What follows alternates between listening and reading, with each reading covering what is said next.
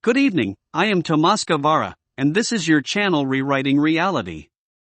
If you are interested in improving your life and creating your reality in an efficient way, then subscribe to this channel and give us a like to notify you of all the episodes we will be publishing.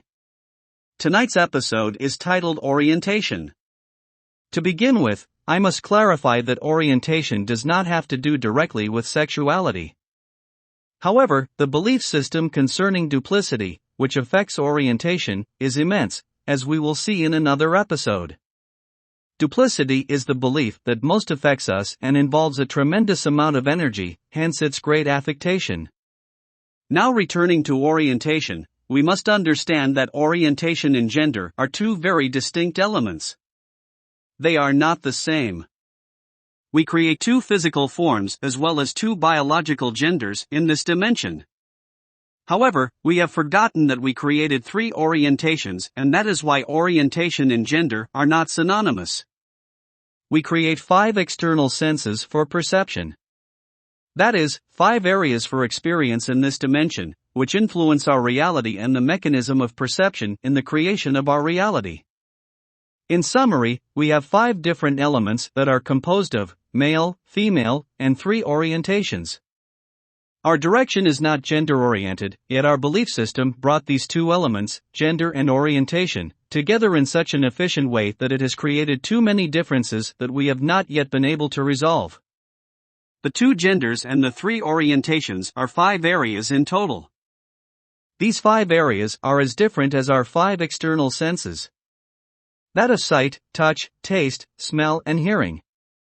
These 3 orientations are not interchangeable, nor are the external senses, that is, the sense of taste is not interchangeable with the sense of hearing. Likewise, the 3 orientations are not interchangeable either.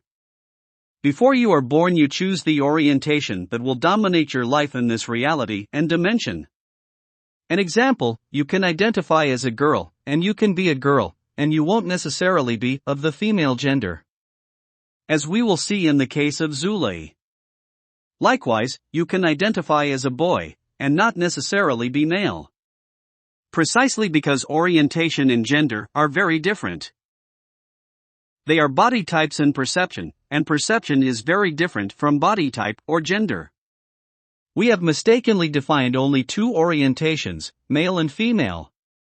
We have not even created a word to define the 3rd orientation, yet we believe we have and created the word homosexual, which is inadequate. Not only is it inadequate, but it is also offensive to a high degree. We do not even have words to properly designate the 3 orientations of this reality. Woman, man, girl, and boy are not appropriate designations for our perception. Today, the only definitions we have, objectively, are male and female, and this merely refers to body type and body function, but not perception, and definitely does not refer to orientation. In each episode of this channel, I try to mention an experience that has happened to me, and that is related to the theme of the video. I have always had a great friendship with the whole family of my ex-wife Liliana Calvo, especially with his 2 younger brothers. I remember that, in the late 70s or early 80s, there was in front of the municipality of Goicoechea a very famous discotheque called Carimar. One weekend I went with Jorge Calvo, known as Coqui, and his brother Mario, to have fun at this discotheque. About half an hour after being there, I saw a very beautiful young woman named Zulay, so I decided to invite her to dance. Coqui and Mario warned me that I was wrong. That Zulay was not a girl, he was a boy. I thought they were making fun of me, and I ignored them, and I went to invite Zulay to dance. She very kindly declined my invitation, and I must tell you, I felt frustrated and belittled. For several years I did not hear from Zulay again, until she was interviewed on Channel 4. There she confessed that indeed, she was of the male gender. Sexuality and emotions are fundamental elements in our reality in this dimension.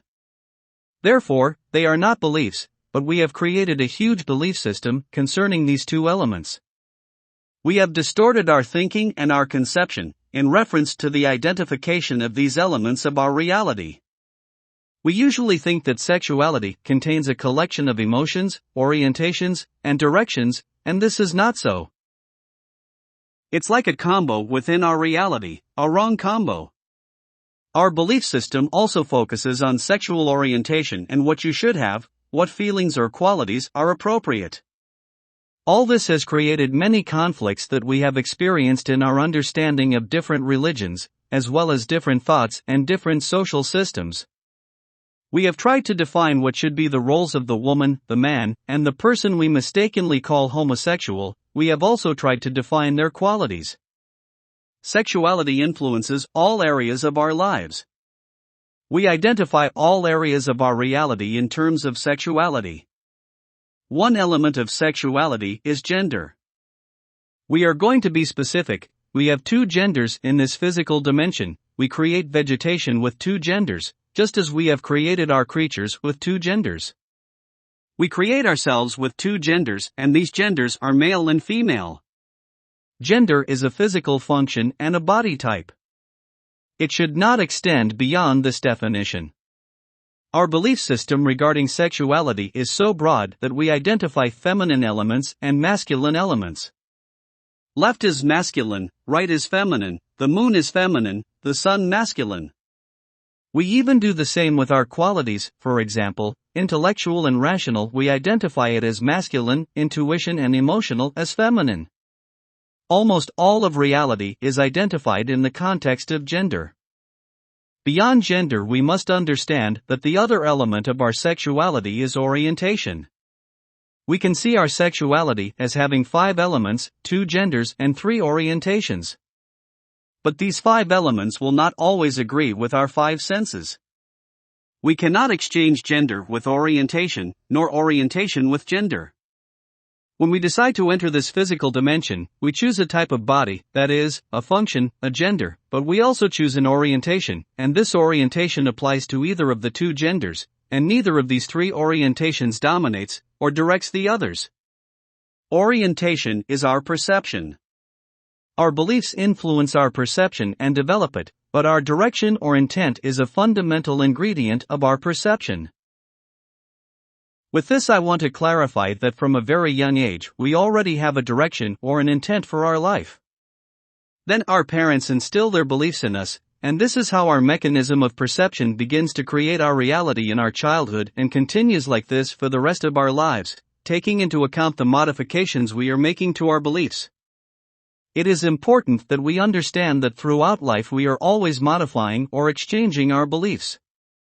The belief system is very broad, and there are beliefs within beliefs.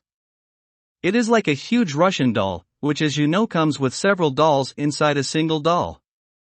In the 5th and 6th episodes, I talked to you about the mechanism of perception. Today I wish to expand this information on perception, in the sense that it is not limited to our process of thinking, nor to seeing, nor is it limited to the element of emotions. Perception is not a thing, nor is it our body and much less our brain. It is that element, which I have called a mechanism, which creates our reality.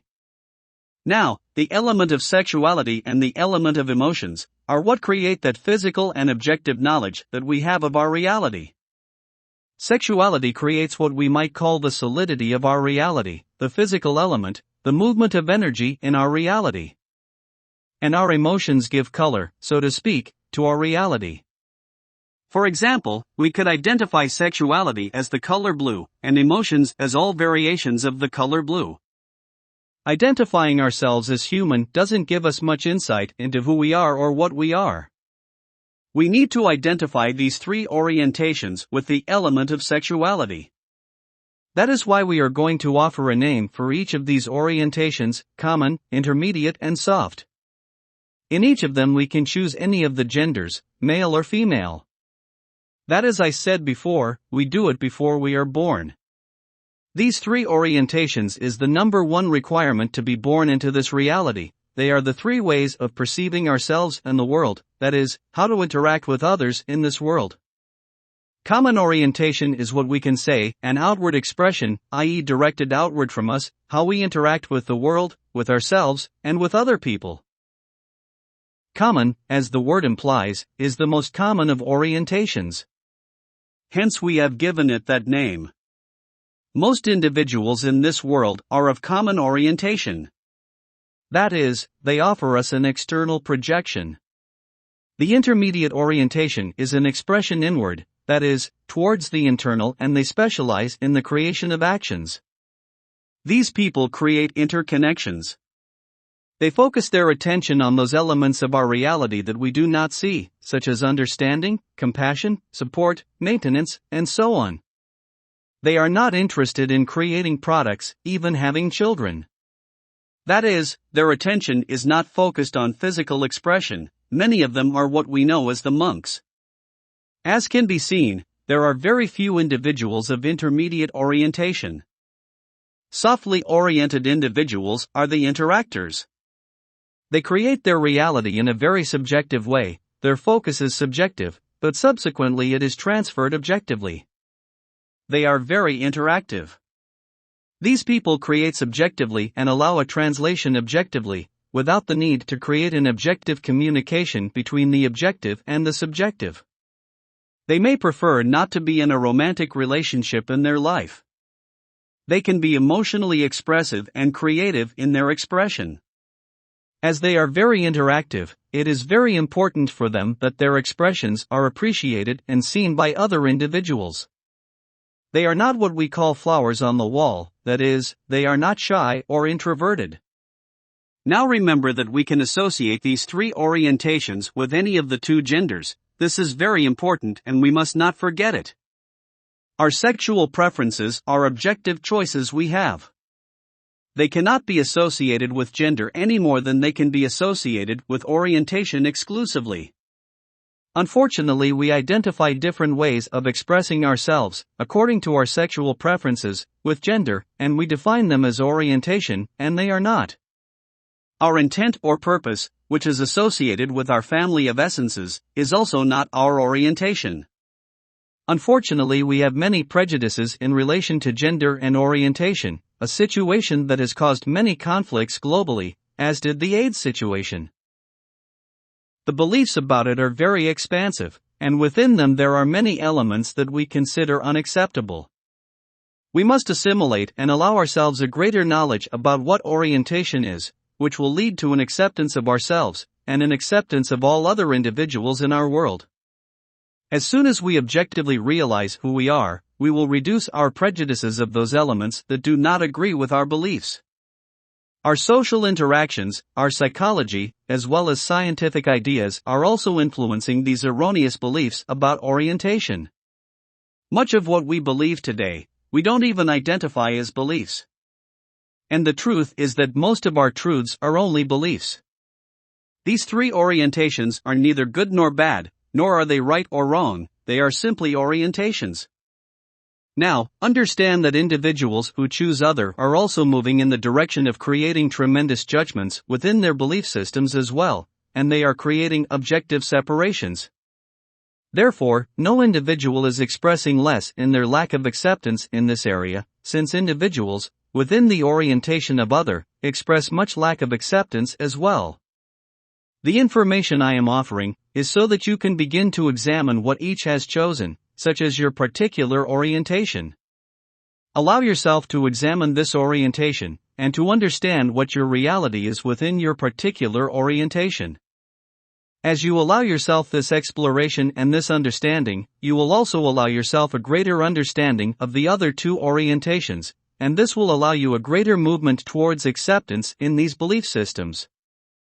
Remember that these are belief systems.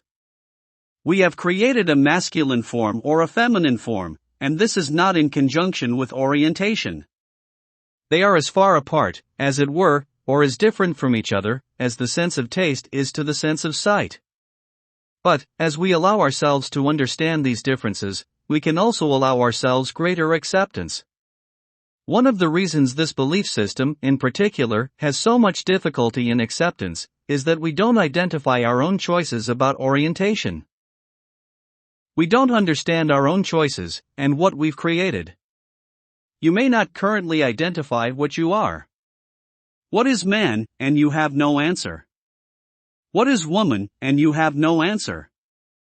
What is other? You have no definition. Since we cannot define ourselves, we do not understand what we have created within our own reality. How can we be accepting any other reality if we are not accepting our own reality? There are many wonderful elements in this particular dimension to be explored, and this is the purpose of this shift in consciousness that we are experiencing. But there are also many very strong belief systems that may be creating great trauma, because we are not observing and analyzing these belief systems. There are still many people who are beginning to experience trauma. I'm not talking about conflict, confusion, or distress. I am expressing that people are beginning to experience trauma due to the lack of acceptance of this third orientation. I offered this information to avoid experiencing trauma.